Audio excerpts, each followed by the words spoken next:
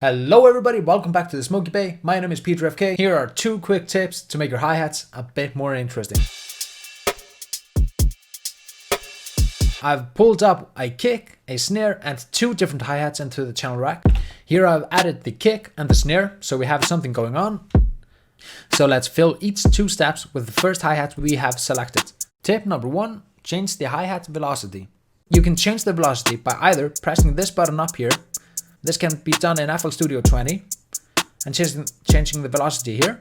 Or if you do not have FL Studio 20, you can go into the piano roll and down here you can change the velocity of your hi-hats. So here we change the hi-hat velocity, and as you can hear, the hi-hats jump out and change the whole rhythm of the beat immediately.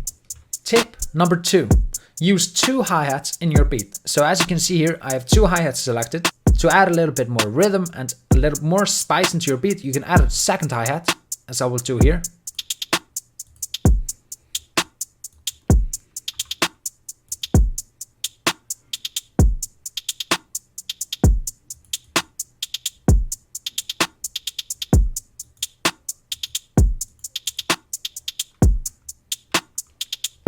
What this does is that it adds a little bit more spice to your beat and makes everything a little bit more interesting. Now you can change the second hi-hat as much as you want to fit your beat perfectly. And if the beat calls for it, you can even add a third hi-hat. And now, as we did in the first tip, I'm going to change the velocity of these hi-hats using this here.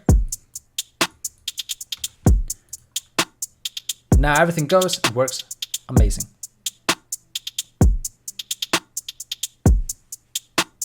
Those were 2 quick tips you can use to make your hi-hats a little bit more interesting in your beat. Thank you so much for watching. Like, comment and subscribe if you liked the video. Comment down below if you have any other recommendations or anything you want me to cover. Have a nice day, and I'll see you next time.